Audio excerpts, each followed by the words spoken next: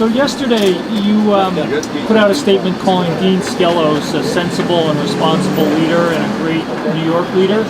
Do you think that his policies that he's put forth in the state Senate really reflect the best interests of New York City? Some do, some don't, but overall, I do think he's a great leader. Next. Can I ask you kind of a sensitive question? There was a report. A sensitive question? Well, aren't they all? the gentleman you're stopping with, Dan Isaac. Sure. There was a report not too long ago in the Post that he was caught entertaining a bribe on a federal wiretap. He also called you an unappealing candidate because of your race. I wonder if you can. My race? You said you're another white guy.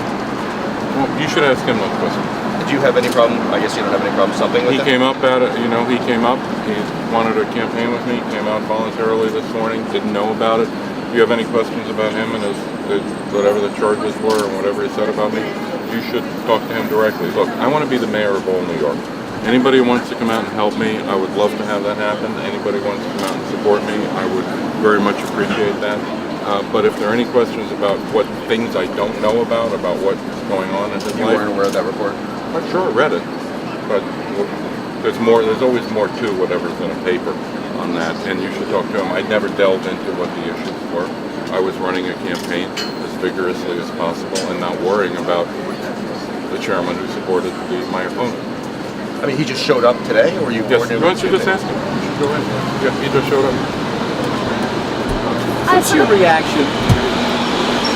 What's your reaction to this new Channel 4 All Feature the 43-point advantage on the Look, I have always known right from the beginning that I was going to be the underdog. I will work to make sure that the people of New York understand who I am.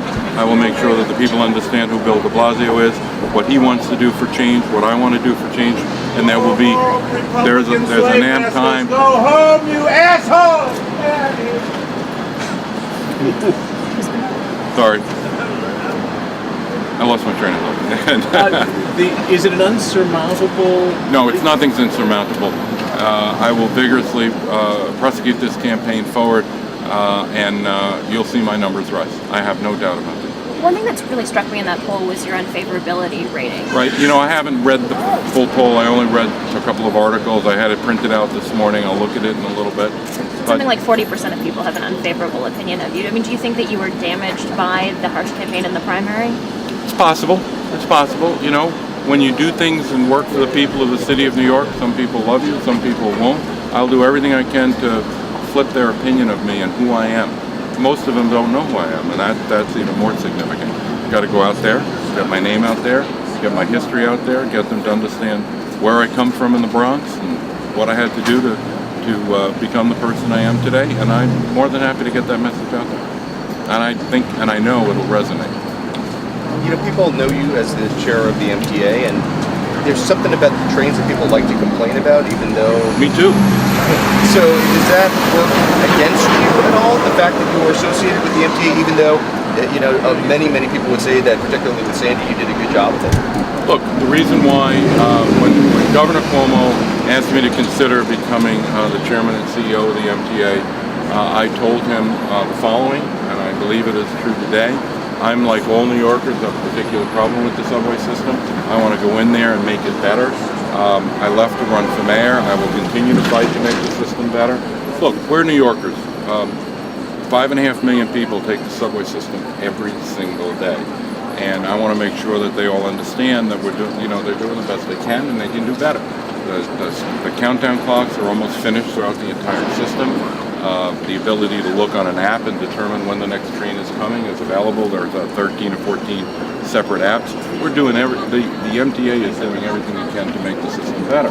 But I fully understand New Yorkers' feelings about it. It was over 100 years old, the system, and it works every single day. And 5.5 million people take it. I understand their feelings about it. I share their feelings about it. Instead of just complaining about it, I wanted to do something about it. Bill de Blasio has rolled out a couple of endorsements lately from his primary rivals. Are you expecting to do the same? I might be. It's up to them. Have you talked to them since? Sure, I have.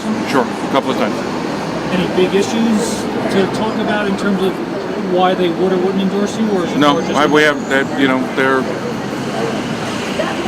most important thing I can do is get as many Democratic votes as possible.